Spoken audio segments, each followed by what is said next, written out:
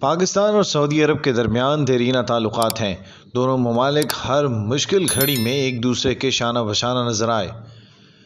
پاکستان پر برے حالات ہوں یا سعودی عرب کسی مشکل کے بھنور میں پھنسا ہو، دونوں ممالک نے ضرورت کے وقت ایک دوسرے کا بھرپور ساتھ دیا۔ دونوں ممالک آپسی تعلقات کو اسٹریٹجک سے ہٹ کر برادرانہ تعلقات قرار دیتے ہیں۔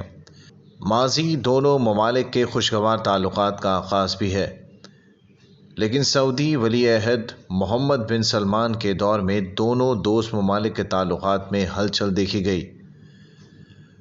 گزشتہ ایک دہائی میں سعودی عرب اور پاکستان میں کئی معاملات پر اختلاف نظر آیا، جس کا براہ راست اثر دونوں ممالک کے تعلقات پر نظر آیا۔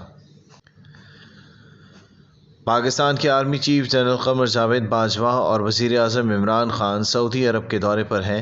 یہ دورہ سعودی ولی عہد محمد بن سلمان کی خصوصی دعوت پر ہو رہا ہے۔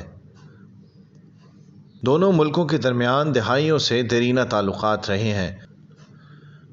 1960 سے سعودی عرب پاکستان کی معیشت کو سہارا دینے کے لیے مالی معاونت کرتا رہا ہے۔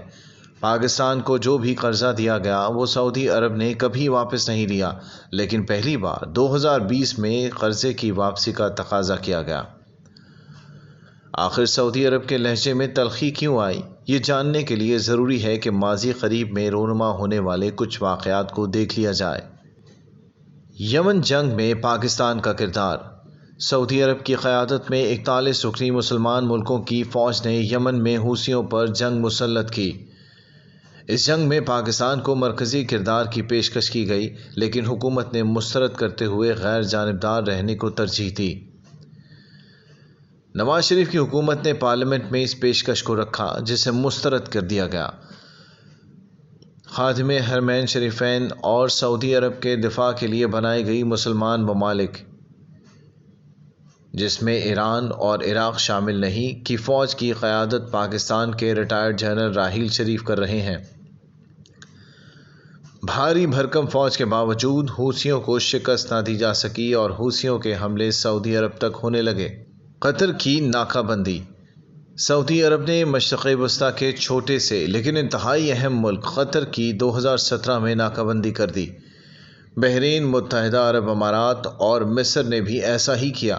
پاکستان نے اس مہم میں بھی سعودی عرب کا ساتھ نہیں دیا۔ ایران سے بہتر تعلقات کی وجہ سے قطر کی ناکہ بندی کی گئی، لیکن ریاض کے سامنے دوحہ نے گھٹنے نہیں ٹیکے۔ صورتحال قطر کے حق میں ہوتی گئی اور بالآخر سعودی عرب نے رواں سال کے اوائل میں دوبارہ سے قطر کے ساتھ تعلقات بحال کر لیے ہیں۔ ایران اور سعودی عرب تنازع۔ سعودی عرب اور ایران کے تنازع میں پاکستان غیر جانبدار رہا، بلکہ اسلام آباد نے تہران اور ریاض کے درمیان کشیدگی کم کرنے میں کردار بھی ادا کیا۔ راہ ہموار ہوئی تھی۔ عراق میں سعودی عرب اور ایران کے درمیان بعد پہلے براہ راست مذاکرات ممکن ہوئے۔ گو کہ اس ملاقات کا سہرا عراق کے وزیر اعظم کے سر جاتا ہے، لیکن اس سلسلے میں پہل پاکستان کی جانب سے کی گئی تھی۔ 5 اگست 2019 کے بعد بھارت کی جانب سے 5 اگست 2019 کو کشمیریوں کو حاصل آئینی حقوق سے محروم کیا گیا۔ اس عمل کی سعودی عرب یا کسی بھی عرب ممالک کی جانب سے مذمت نہ کیے جانے پر پاکستان کا رویہ تھوڑا سخت ہوا۔ وزیر خارجہ شاہ محمود قریشی نے عرب لیگ اور OIC کا اجلاس نہ بلانے پر غیر عرب ممالک سے اتحاد بنانے کی دھمکی دے ڈالی۔ صورتحال یہاں سے کچھ زیادہ خراب ہوئی اور سعودی عرب نے بھارت سے تعلقات مزید مستحکم کر لیے۔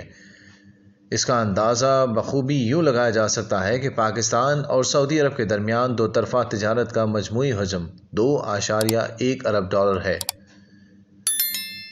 اس کے برخلاف بھارت کے ساتھ $33 ارب سے بھی زیادہ کا حجم ہے۔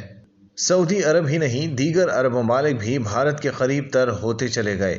پاکستان اور بھارت کے تارکین وطن کی سعودی عرب میں تعداد 25 لاکھ تک ہے۔ متحدہ عرب امارات میں بھی بھارتی شہری 35 لاکھ ہیں اور پاکستان کے تارکین وطن کی تعداد صرف 15 لاکھ ہے۔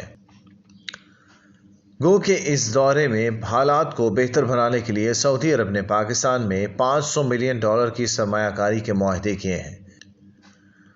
محمد بن سلمان نے دونوں ملکوں کے درمیان تعلقات کو مزید مستحکم بنانے کے لیے سعودیہ پاکستان سپریم کوآرڈینیشن کونسل بھی بنا دی ہے۔ یہ سب کچھ کافی نہیں، کیونکہ بھارت کے ساتھ سعودی عرب، متحدہ عرب امارات اور دیگر عرب ممالک نے وسیع پیمانے پر سرمایہ کاری کے معاہدے کیے ہیں۔ پاکستان کو بھی اس کا جائز حق دینا چاہیے۔ پاکستان کی جغرافیائی اہمیت اور اس کی عسکری طاقت سے انکار کسی طور پر ممکن نہیں۔